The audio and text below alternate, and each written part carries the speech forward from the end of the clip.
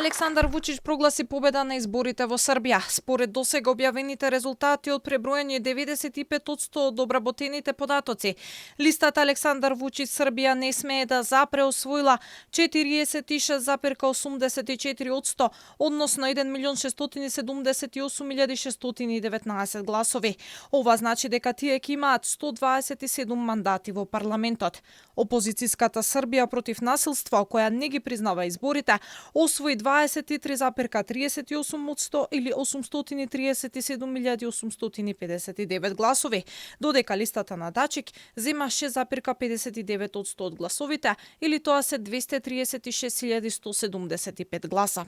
Актуелниот председател на Србија, Александар Вучик, прогласи победа уште синоќ од партиското седиште. Ono što je rezultat ovih izbora, dakle, jedna lista, Srbija ne sme da stane, imaće apsolutnu većinu u Narodnoj skupštini Republike Srbije. Do sada nismo pronašli ni jedno biračko mesto u Republici Srbiji na koje lista Srbija ne sme da stane.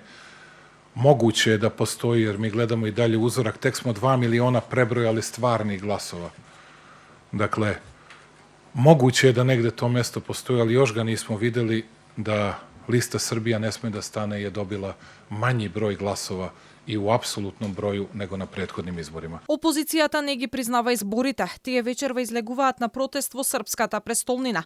Мирослав Алексик, еден од лидерите на опозицијскиот блок, најави дека протестот е поради изборната кражба која се случила во главниот град и ќе бараат поништување на изборите и прочистување на избирачкиот список. Sa dovoženjem ljudi sa strane koji ne žive u Beogradu da glasaju u Beogradu je nešto što mi ne možemo prihvatiti i borit ćemo se svim raspoloživim demokratskim sredstvima protiv krađe glasova koja se dogodila danas i u gradu Beogradu, a i na nivou Republike Srbije. Лидерот на Српската социјалистичка партија, Ивица Дачич, по објавувањето на прелиминарните резултати синоќа најави оставка.